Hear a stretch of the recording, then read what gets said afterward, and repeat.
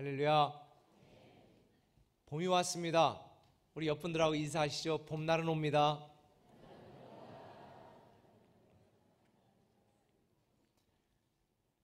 겨울은 봄을 준비하는 계절입니다. 저와 여러분의 인생에도 봄날이 오기를 예수님의 이름으로 축원합니다. 오늘 주실 하나님의 말씀은 고린도후서 5장 13절에서 21절까지의 말씀을 우리 함께 읽도록 합니다. 제가 먼저 읽도록 하겠습니다. 우리가 만일 미쳤어도 하나님을 위한 것이요 정신이 온전하여도 너희를 위한 것이니 그리스도의 사랑이 우리를 강권하시는도다. 우리가 생각하건대 한 사람이 모든 사람을 대신하여 죽었은즉 모든 사람이 죽은 것이라. 그가 모든 사람을 대신하여 죽으심은 살아있는 자들로 하여금 다시는 그들 자신을 위하여 살지 않고 오직 그들을 대신하여 죽었다가 다시 살아나신 이를 위하여 살게 하려 함이라. 그러므로 우리가 이제부터는 어떤 사람도 육신을 따라 알지 아니하노라. 비록 우리가 그리스도도 육신을 따라 알았으나 이제부터는 그같이 알지 아니하노라. 그런즉 누구든지 그리스도 안에 있으면 새로운 피조물이라. 이전 것은 지나갔으니 보라 새 것이 되었도다. 모든 것이 하나님께로서 났으며 그가 그리스도로 말미암아 우리를 자기와 화목하게 하시고 또 우리에게 화목하게 하는 직분을 주셨으니 곧 하나님께서 그리스도 안에 계시사 세상을 자기와 화목하게 하시며 그들의 죄를 그들에게 돌리지 아니하시고 화목하게 하는 말씀을 우리에게 부탁하셨느니라. 그러므로 우리가 그리스도를 대신하여 사신이 되어 하나님이 우리를 통하여 너희를 권변하시는 것 같이 그리스도를 대신하여 간청하노니 너희는 하나님과 화목하라. 같이 읽습니다. 하나님이 죄를 알지도 못하신 이를 우리를 대신하여 죄로 삼으신 것은 우리로 하여금 그 안에서 하나님의 의가 되게 하려 하심이라. 아멘. 어떤 분이 저에게 목사님 이번 주 YTN에서 목사님 봤어요. 그래서 무슨 소린가 그랬더니 제가 지난 목요일 아침에 일산 킨덱스에 있었던 국가 조찬기도회에 다녀왔거든요. 거기에 앉아있던 게 찍혔던 것 같아요. 사실 처음에는 제가 국가 조찬기도회에 참석 요청을 받고 참석하지 않겠다고 했습니다. 제가 사람들 많이 있는 곳에 가면 가슴 울렁증이 있어서 제가 안 가려고 했는데 다시 며칠 뒤에 연락이 왔어요. 우리 한국에 많은 여러 교단장들이 있는데 문 대통령 부부가 목사님을 총회장 대표로 꼭 사전에 면담했으면 좋겠답니다. 그래 마음이 갑자기 확 바뀌어가지고 네 가겠습니다. 그래서 제가 참석을 했습니다. 한 4,500명 정도 참석을 해서 같이 국가와 민족을 위해서 기도하는 시간을 가졌는데 그 전에 저는 저 혼자만 만나는 줄 알고 갔더니 안내하는 분이 오라고 그래서 VIP실로 검색대를 통과해서 갔더니 그래서 한 12세 분 정도가 계시더라고요. 목사는 저를 포함해서 한 4명, 5명 정도, 우리 설교를 맡은 소항성 목사님, 그리고 또 축도 맡은 우리 여의도 이영훈 목사님, 그리고 한기총 회장님, 저 이렇게 했고, 그리고 가니까 우리 행정안전부 장관, 또 민주당 원내대표, 뭐 평화당 대표, 그다음에 우리 국가조찬기도회 회장님이신 우리 김진표 수원중앙침례교회 장로님이세요. 그분 그리고 몇 분들이 이렇게 있어서 기다리고 있는데 한 20분 정도 이렇게 기다렸습니다. 기다리는 동안에 또 이제 우리 교단의 현안에 대한 일도 그렇고 몇 분하고 중요한 이야기들을 좀 했는데 대통령이 오기 전까지 기다리면서 제가 이런 생각을 했습니다. 대통령 만나는데도 미리 와서 검색대 통과해서 한 20분을 기다리는데 주일 예배는 더 그래야 되는 거 아닌가? 그래서 저도 다음 주부터 우리 검색대 다 이렇게 좀 해놓고 20분 전에 다 여러분들이 미리 와서 우리 살아계신 하나님을 만나는 예배를 기다려야 되지 않을까라는 이상한 생각도 해보았습니다. 그리고 이제 와서 우리 대통령 부부하고 악수도 하고 또 면담하고 이야기하는 중에 남북 정상회담에 대한 이야기도 좀 해주시고 그리고 이야기를 하는데 올해가 국가조찬기도회의 50주년이에요. 50주년. 그래서 그 뒤에 수석 비서관들도 있고 경원들도 있고 이러면서 이제 대화를 나누는데 대통령이 희년의 의미를 너무 정확히 잘 알고 있더라고요. 특별히 축사하면서 희년의 의미를 다시 또 반복해 설명하면서 우리 한국 사회의 기독교계에 많이 알려지지 않았던 조속 여자 전사님, 또 문준경 여자 전사님에 대한 이야기들을 하고 또 희년의 의미에 설명하면서 우리 한국 교회가, 우리나라가 희년의 정신으로 다시 시작할 수 있도록 기도해달라고 그러는데 제가 설교 듣는 줄 알았어요. 사실 보통 청와대에서 써준 원고를 보고 읽을 수준이라고 저는 생각을 했는데 원고를 한 번도 안 보고 이야기를 하면서, 우리가 알다시피 희년이라고 하는 거는 빚진 자들 다 탕감해주고 종들 다 풀어주고 제로 베이스에서 다시 시작하는 게 희년 정신이 아니겠습니까? 근데 문 대통령이 이렇게 얘기하는 거예요. 희년은 모든 약자들이 속박에서 해방되는 것이고 강자들은 탐욕에서 해방되는 것입니다. 제가 큰 감동을 받았습니다. 사실 국가를 위해서 기도해야 되겠다라는 생각을 하고 돌아오는 중에 사실 한국에 지금 가장 필요한 것이 이 희년의 정신이 아닌가라는 생각을 했습니다. 가진 자들은 탐욕에서 해방되고 소외되고 어려움 중에 있는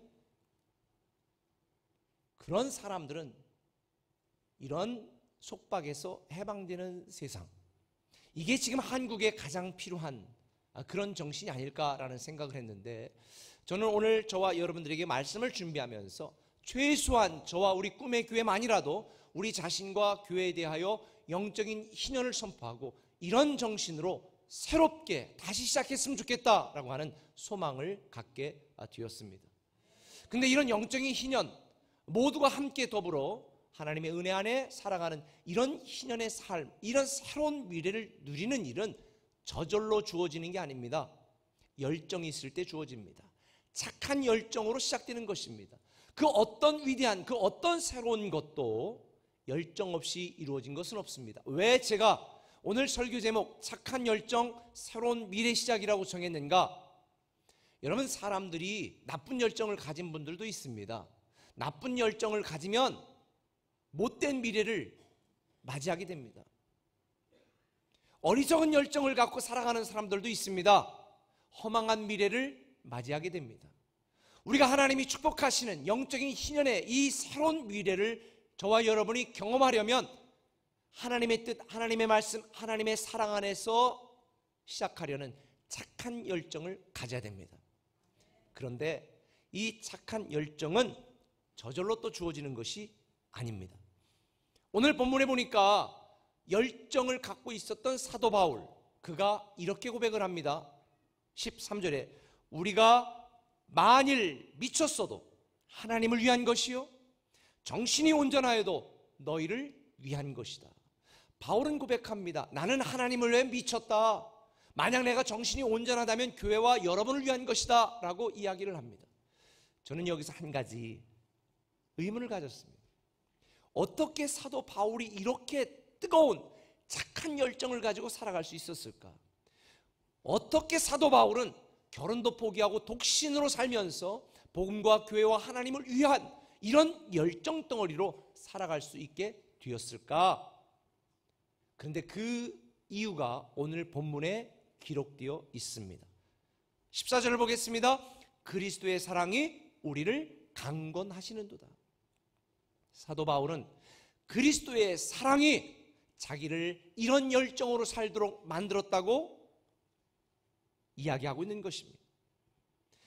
그리스도의 사랑, 하나님과 원수되어 죄인 중에 괴수였던 사도 바울, 그런데 그를 하나님의 자녀로 삼아주신 이 강건하는 그리스도의 사랑이 사도 바울에게 이런 착한 열정이 넘치게 하였고, 이런 사도 바울의 열정 때문에 유럽과 아시아까지 교회들이 세워지게 되었고, 그 착한 열정의 결과로 우리도 오늘 그리스도를 알고 하나님을 섬기게 된 줄 믿으시기를 바랍니다.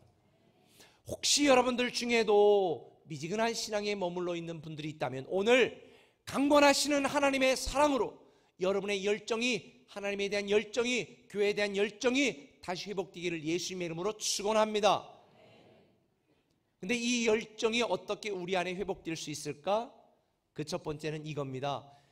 일부가 아닌 전부를 위한 신앙을 가질 때 가능합니다. 한번 따라합시다. 일부가 아니라 전부를 위한 신앙.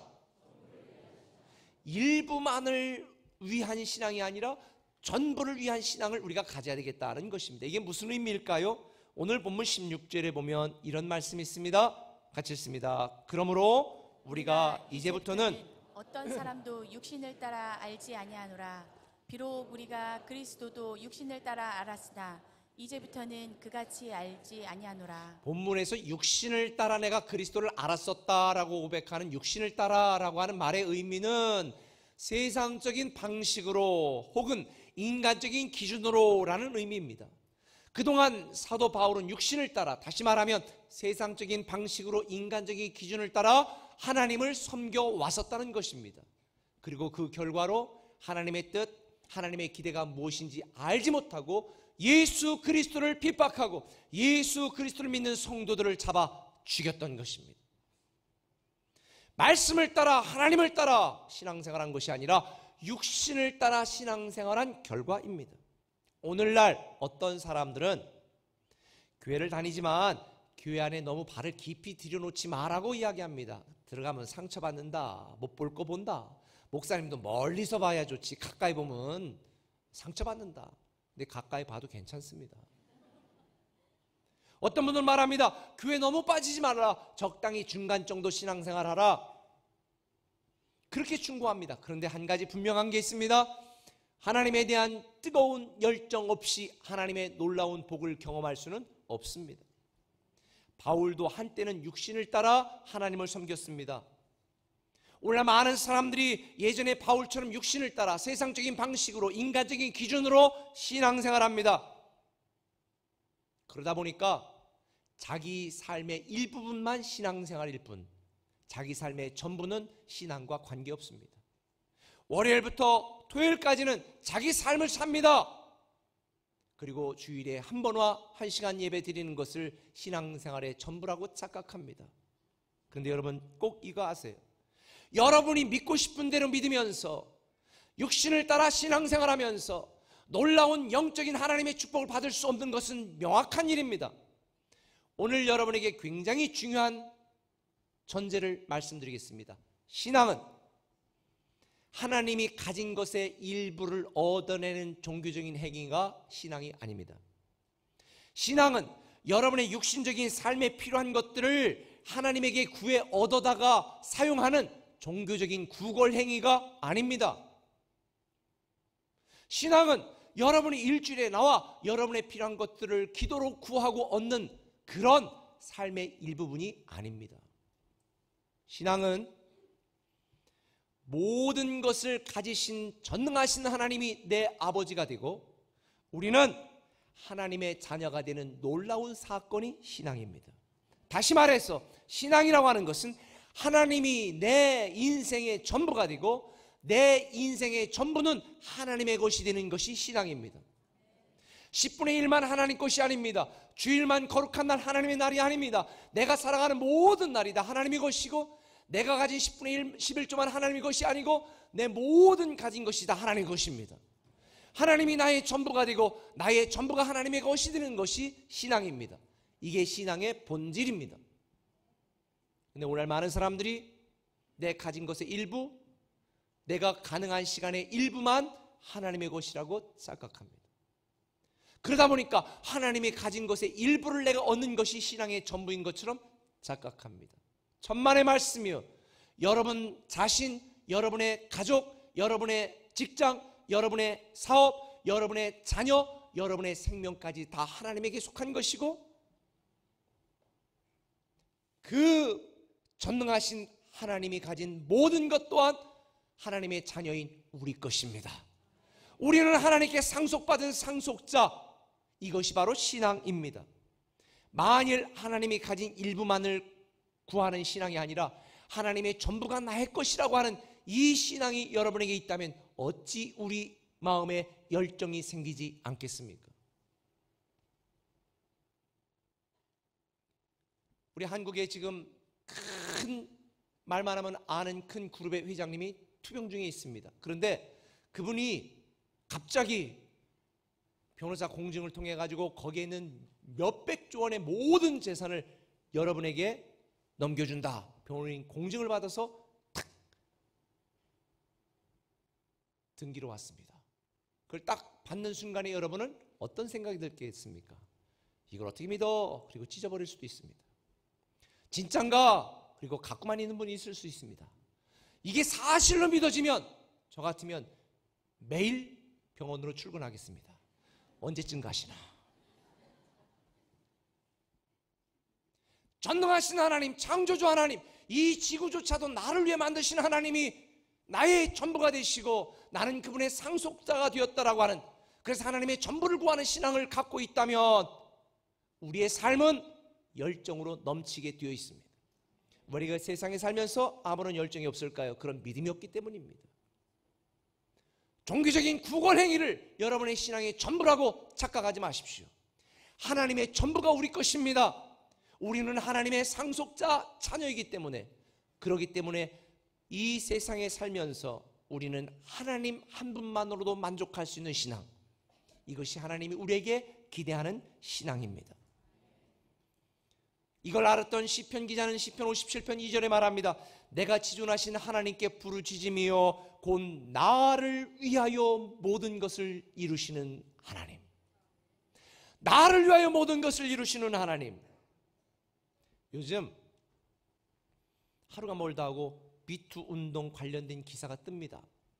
저도 30년 전부터 되돌아보는데 별로 걸릴 건 없지만, 야, 이거 여러분, 그런데 저는 이렇게 생각해요. 미투 운동의 핵심이 뭔가? 미투 운동의 핵심은 누가 성적 가해자냐 피해자냐 이걸 가리자는 운동이 아닌 것 같습니다. 미투 운동의 핵심은 뭐냐? 사람을 사람으로 봐달라는 것입니다. 여성을 성적 대상으로만 보는 게 아니라 동등한 직장 동료로 봐달라는 것입니다. 제가 22년 전에 교회 처음 부임해서 성도들에게 읽혔던 필독도서가 공자가 죽어야 나라가 산다라는 책이었습니다. 저는 그때 당시 이런 생각을 했습니다. 우리나라의 이 수식적인 문화와 패러다임 구조가 수평적인 패러다임으로 바뀌지 않으면 한국의 미래는 없다라고 생각을 했는데, 그 뒤에 고 노무현 대통령이 당선되면서 그걸 기점으로 한국의 수직적인 권위적인 패러다임 문화가 수평적인 패러다임 문화로 바뀌어 가고 있고, 현재 문 대통령을 통해서 그게 전반화되고 있다고 저는 생각을 하는데, 지금 한국 사회에서 일어나고 있는 미투 운동은 어쩌면 제 생각할 때에 그동안 남존여비 사상의 뿌리 깊은 패러다임을 갖고 있던 한국 사회에 여성과 남성은 동등하다라고 하는 큰 흐름의 기폭제가 되지 않을까. 단지 성적인 문제로만 저는 바라보지 않습니다. 그런 기회가 되리라고 저는 생각을 합니다. 다시 말하면 미투 운동은 사람을 있는 그대로 봐달라는 것이 미투 운동의 핵심이라면 우리에게도 영적인 미투 운동이 필요합니다. 여러분, 오늘날 많은 사람들이 하나님을 하나님으로 제대로 바라보지 않습니다. 예를 들어서 의사가 환자를 치료의 대상으로 보는 게 아니라 돈벌이의 대상으로 바라본다면 의사는 타락할 수밖에 없습니다. 한국 교회가, 목회자가 교회를 하나님이 지으시고 예수 그리스도의 몸이고 내가 거룩한 소모품처럼 섬겨야 될 귀한 영적 공동체라고 바라보지 않고 내가 먹고 사는 직장이다라고 생각한다면 그 교회, 그 목사는 타락할 수밖에 없는 것입니다. 오늘날 한국 사회, 한국 가정, 한국의 모든 사람들이 오염되어지고 무너지고 타락하고 부패되어지는 것은 하나님을 하나님으로 제대로 바라보지 않기 때문이고, 교회를 교회답게 바라보지 않기 때문이고, 여성을 여성답게 바라보지 않기 때문이고, 사람을 사람답게 생각하지 않기 때문이라고 저는 생각을 합니다. 이제부터 저와 여러분에게 필요한 정말 신앙은 하나님의 일부만을 구하는 신앙이 아니라 하나님을 제대로 하나님으로 바라보고 제대로 믿는 이런 신앙이, 하나님의 전부를 인정하고 전부를 구하는 이런 신앙이 저와 여러분에게 필요하다고 생각하는 것입니다. 이걸 알았던 사도 바울은 오늘 본문 6절에 이렇게 말합니다. 그러므로 우리가 이제부터는 어떤 사람도 육신을 따라 알지 아니하노라. 비록 우리가 그리스도도 육신을 따라 알았으나 이제부터는 그같이 알지 않아노라. 그동안은 세상적인 방식으로, 인간적인 기준으로 육신을 따라 내가 하나님을 바라보고 신앙생활을 했으나 이제부터는 그같이 알지 아니하노라. 하나님을 하나님으로 바라보고 나를 하나님이 사랑하는 자녀로 바라보는, 여러분의 자녀를 어떻게 바라보느냐도 굉장히 중요합니다. 내가 난 내 새끼 내 마음대로 할 수 있다? 저는 우리 자녀들을 그렇게 생각하지 않습니다. 하나님이 나에게 위탁한 다음 세대를 리더로 바라보면 그 자녀도 존중할 수 있고 그 자녀를 위해 내가 어떻게 희생하고 섬기고 키울 수 있을까 생각이 드는 것입니다. 저는 여러분을 바라보는 것도 마찬가지입니다. 여러분 한 사람 한 사람이 얼마나 귀한 하나님의 자녀이고 여러분이 하나님을 잘 섬길 수 있도록 나는 어떻게 여러분을 도울 수 있을까, 이 관점에서 바라보는 것이지, 사람이 몇천 명 몇만 명이 모인들 저에게 어떤 유익이 있습니까? 저 사람 많은 데 가는 거 별로 좋아하지 않거든요. 사랑하는 꿈의 가족 여러분, 사도 바울은 말합니다. 그동안 내가 가지고 있었던 육신을 따라 살았던 모든 생각을 포기하노라. 이제는 하나님의 시각으로 내 인생을 바라보고 하나님의 시각으로 세상을 바라보고 이제는 세상의 방식이 아니라 하나님의 방식으로 살아가겠노라. 이것이 오늘 6절에서 사도 바울의 고백입니다. 하나님이 나의 전부가 되고 내가 하나님의 전부가 되는 신앙, 이 신앙을 가지면 저와 여러분 안에 착한 열정이 넘치고 이 착한 열정은 저와 여러분에게 새로운 미래를 만들어가는 줄 믿으시기를 바랍니다. 이걸 알았던 사도 바울은 이렇게 고백하는 겁니다. 빌립보 3장 8절에 또한 모든 것을 해로 여김은 내 주 그리스도 예수를 아는 지식이 가장 고상하기 때문이라. 내가 그를 위하여 모든 것을 잃어버리고 배설물로 여김은 그리스도를 얻고, 그리스도 한 분만으로 만족하겠다. 그리스도를 얻었으니 이제는 세상적인 기준, 인간적인 기준으로 볼 때 내가 중요하다고 생각했던 모든 것들은 다 어떻게 하겠다는 거예요? 배설물처럼 버리겠다. 여러분이 원하는 세상의 모든 것들을 다 얻어도 그리스도를 잃으면 다 잃은 것이고, 여러분이 세상이 원하는 모든 것들을 갖고 있지 못한다 할지라도 그리스도를 얻었으면 여러분은 다 얻은 것입니다. 그래서 학개 선지자는 1장 6절에 이렇게 말합니다. 너희가 많이 뿌릴지라도 수확이 적으며 먹을지라도 배부르지 못하며 마실지라도 흡족하지 못하며 입어도 따뜻하지 못하다. 그리스도를 얻지 못한 사람들은 이 땅에 여러분이 아무리 애쓰고 수고해도 더 헛것이 된다는 것입니다. 밑 빠진 독에 물 붓기입니다. 반대로 내가 그리스도를 얻고 그리스도가 나의 전부가 된 분들은 비록 이 땅에 내가 원하는 걸 얻지 못했다 할지라도, 세상적인 기준과 세상 방식으로 내가 부유하게 살지 못한다 할지라도, 그런 사람은 어떤 인생을 살고 있는 거냐? 고린도서 6장 9절은 이렇게 말합니다. 같이 읽습니다. 무명한 자 같으나 유명한 자요, 죽은 자 같으나 보라 우리가 살아있고 징계를 받는 자 같으나 죽임을 당하지 아니하고, 근심하는 자 같으나 항상 기뻐하고, 가난한 자 같으나 많은 사람을 부유하게 하고, 아무것도 없는 자 같으나 모든 것을 가진 자로다. 할렐루야. 저와 여러분이 이렇게 되기를 예수님의 이름으로 축원합니다. 세상의 일부, 하나님이 주신 것의 일부에 만족하는 신앙이 아니라, 비록 내가 아무것도 가진 것 없어도 하나님이 나의 전부가 되고 내가 하나님의 전부가 되는 신앙, 이 신앙을 가지시기를 예수님의 이름으로 축원합니다. 예수님 자리에서 배운 것처럼, 예배서 1장 3절에 있는 것처럼 하늘에 속한 모든 신령한 복을 우리에게 주셨고 우리는 그 복을 갖고 있는 자입니다. 이 세상이 주는 시시한 복에 더 이상 만족하지 마십시오. 시시한 축복에 연연하지 마십시오. 우리는 하늘의 신령한 복을 소유한 자입니다. 세상 것으로 만족하려고 하지 말고 오직 하나님 한 분만으로 만족할 수 있는 전부를 구하는 신앙, 이게 저와 여러분의 신앙이 되기를 예수님의 이름으로 축원합니다. 뿐만 아니라 두 번째 가져야 될 신앙이 있습니다. 그것은 현세가 아닌 내세를 향한 신앙입니다. 한번 따라 합시다. 현세가 아닌 내세를 향한 신앙. 오늘 본문 17절에 보면 이런 말씀이 있습니다. 같이 읽을까요? 그런즉 누구든지 그리스도 안에 있으면 새로운 피조물이라. 이전 것은 지나갔으니 보라 새 것이 되었도다. 여기서 새로운 피조물을 가리키는 헬라어 단어는 변형된 걸 말하는 게 아니라 전혀 새로워진 것, 전혀 다른 것, 본질적으로 새로운 것을 의미합니다. 저는 여기서 의문이 생겼습니다. 예전부터. 아니 교회 다니고 새로워졌다, 내가 새로운 피조물이라고 하려는데 내가 달라진 게 없는 거예요. 상황이 달라졌습니까? 환경이 달라졌습니까? 안에 몸매가 뭐 달라졌습니까? 똑같아요. 하나도 변한 게 없습니다. 그런데 우리는 새로운 피조물이라는 거예요. 어떻게 우리는 새로운 피조물이 되었을까? 다시 말하면 우리는 목숨이 끊어져도 죽지 않고 영원히 사는 영적 존재가 됐다는 거예요. 목숨이 끊어지면 죽는 육적 존재로 끝나는 것이 아니라 육신을 입고 살고 있지만 영원히 사는 생명을 소유한, 영생을 소유한 영적 존재가 되었다는 것입니다. 우리는 우리의 인생의 본질이 바뀐 사람들입니다. 그래서 우리는 새로운 피조물이 되었던 것입니다. 새로운 피조물이 된 우리에게 성경은 말합니다. 무엇을 먹을까, 무엇을 마실까 염려하지 말라. 이는 다 이방인들이 구하는 것이다. 이 말의 의미가 뭘까요? 먹고 사는 게 중요하지 않다는 건가요? 아닙니다. 육신의 삶을 부정하라는 건가요? 아닙니다. 이 말은 지금 우리가 육신으로 살고 있지만 현세의 삶에 집착하며 살지 말라는 거예요. 비록 육신을 살고 있지만 우리는 내세 하나님 나라에 대한 소망을 갖고 사랑하는 자라는 것, 살아가는 자라는 것을 우리에게 알려주고 있는 것입니다.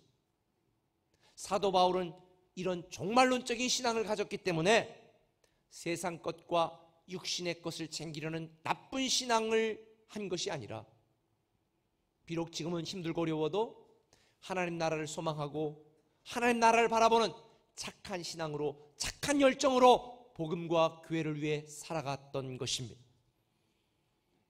이런 자에게 필요한 고린도서 4장 18절 말씀이 있습니다.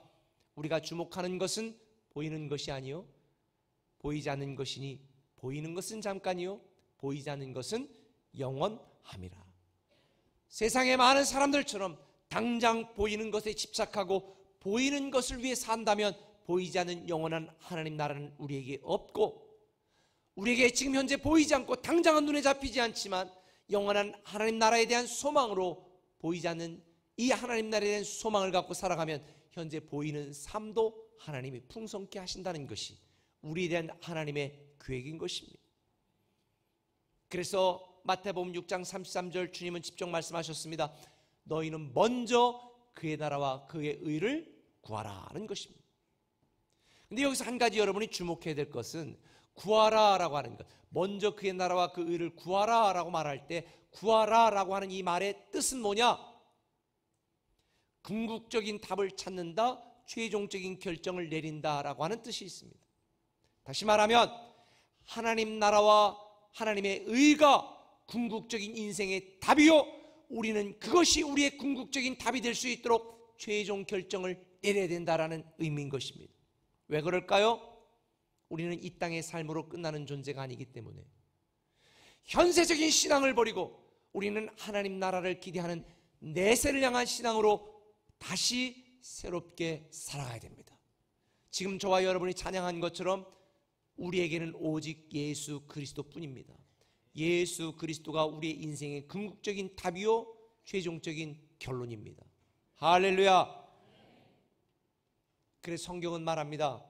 너희가 언제까지 하나님과 세상 사이에서 머뭇거리겠느냐. 미지근한 신앙에 머물러 있는 것이 아니라 현세가 아닌 내세를 향한 신앙으로 저와 여러분들 정말 착한 열정으로 새로운 미래를 열었으면 좋겠습니다. 제가 우리 사역간사와 목사님들이 신방을 하면 신방 보호를 받습니다. 카톡으로도 신방 보호를 받습니다. 제가 카톡으로 자세하게 신방 보호를 해달라고 하고 거기에 그분의 상황 알고 그분의 기도 제목들을 다 적으니까 그 기도 제목들을 위해서도 생각날 때마다 기도합니다. 근데 어제 몇 군데 새가족 신방이 있었던 모양입니다. 저에게 이렇게 카톡으로 신방 보고가 되어 있습니다. 남자 성도 이름은 괜찮은으로 제가 하고 여자 성도 이름은 참 예쁜으로 제가 부르겠습니다. 괜찮은 성도 결혼 후 처음으로 교회 등록, 참 아내 참 예쁜 집사는 대학 때부터 열심히 신앙생활, 남편 괜찮은 성도는 결혼 후 아내 교회 태워다주고 차에서 기다리길 몇 년, 교회 따라가 졸면서 예배 참석하기를 몇 년, 꿈의 교회에 와서 처음으로 졸지 않고 예배드리다가 결단하고 아내보다는 약간 늦게 등록함. 이게 보고 내용이었습니다. 혹시 오늘 3부 예배에 오셨으면 감사드립니다.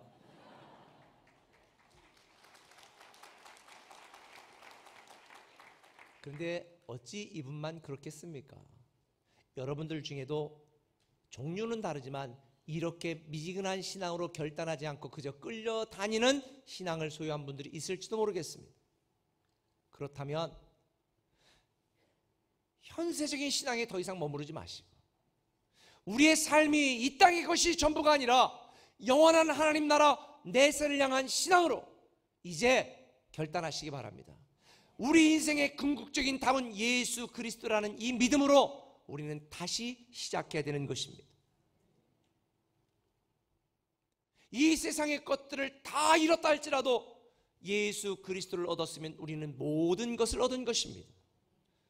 그래서 순전한 기독교라는 책을 쓴 C.S. 루이스는 이렇게 이야기했습니다. 이 세상이 채워줄 수 없는 갈망이 내 안에 있는 것은 내가 다른 세상을 위해 지음받았기 때문이다. 이 세상이 채워줄 수 없는 갈망과 갈증이 여러분에게 있다면 이걸 알아야 됩니다. 우리는 다른 세상을 위하여 지음받은 자입니다. 이 땅을 위하여 지음받은 자가 아니라 영원한 하나님 나라 영생을 소유한 그 다른 세상을 위하여 지음받았기 때문에 이 땅에 보이는 것, 물질적인 것, 육신적인 것을 가지고는 절대로 만족할 수 없습니다. 절대로 여러분의 고독함과 공허함을 채울 수 없습니다. 오직 하나님 한 분만으로 만족할 때 이 모든 갈증과 갈망은 해결될 수 있는 것을 믿으시길 바랍니다. 우리가 세상을 살아가는 동안 내가 원하는 모든 것을 얻었음에도 불구하고 하나님이 나의 전부가 되지 않고 내세를 향한 신앙이 없다면 우리는 늘 슬플 것입니다. 혹시 여러분 경주마들 달리는 거 보셨어요? 저도 봤는데 한 가지 공통점이 있어요. 모든 경주마들의 눈에는 이런 눈가리개가 쓰여져 있더라고요. 왜 그런가 봤더니 땅만 보고 앞만 보고 달리라고. 경주마들이 달리면서 경치 좋네 이쪽 저쪽 쳐다보면 안 되잖아요. 달리도록. 아하, 오늘날 세상을 살아가는 수많은 사람들이 경주마처럼 그저 자기가 살아가는 이 땅과 앞을 향한 목표밖에는 보지 못합니다. 그리고 그 결국이 지옥이라는 낭떠러짐을 깨닫지 못합니다. 그래 주님은 말합니다. 눈을 들어 주를 보라. 눈을 들어 주를 보라는 거예요. 여러분 현세적인 신앙에 머물러 있지 마시고 내세를 향한 신앙으로 회복되시기를 예수님의 이름으로 축원합니다. 전도서에서 솔로몬이 고백한 것처럼 이 땅에서 나를 위하여 세상을 위하여 모든 것들은 헛되고 헛되며 헛되고 헛되니 모든 것이 다 헛된 것이요. 전도서 12장 13절에 있는 것처럼 너희가 일의 결국을 들었으니 하나님을 경외하고 하나님을 섬기는 것이 사람의 본분이니라.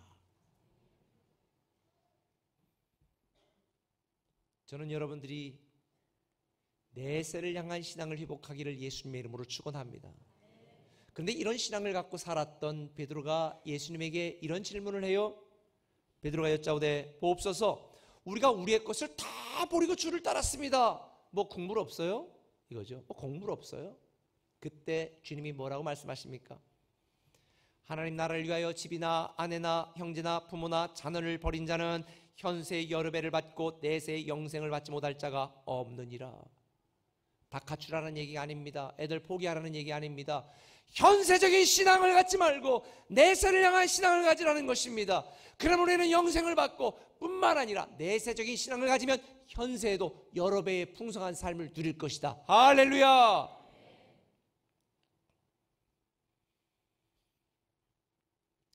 말씀을 마무리하겠습니다.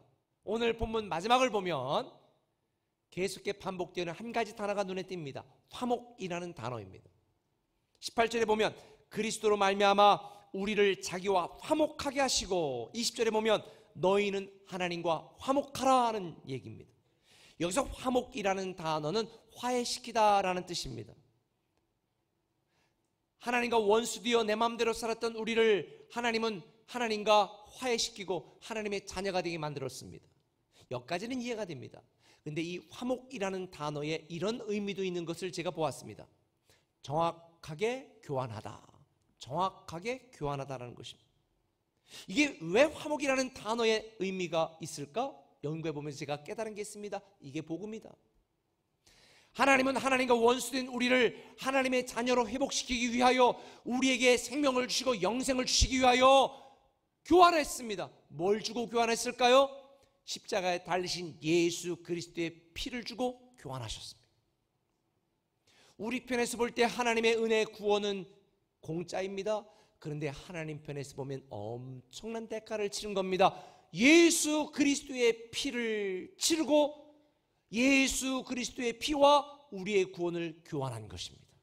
우리는 이것을 은혜라고 부릅니다. 이제 2주간 뒤면 고난주간입니다. 우리는 하나님과 원수되었던 우리, 전혀 쓸모없고 완악하고 죄악된 우리를 구원하시고 영생을 주시기 위하여 예수 그리스도의 피값을 주고 교환한 것입니다. 우리는 이것을 복음이라고 말합니다. 복음이 무엇일까요? 예수 그리스도의 피값 때문에 우리를 저주와 축복을 교환해 주신 것입니다. 이 복음으로 인하여 우리의 상처와 기쁨을 교환하신 것입니다. 이 복음으로 인하여 우리의 고통을 즐거움으로 교환하신 것입니다.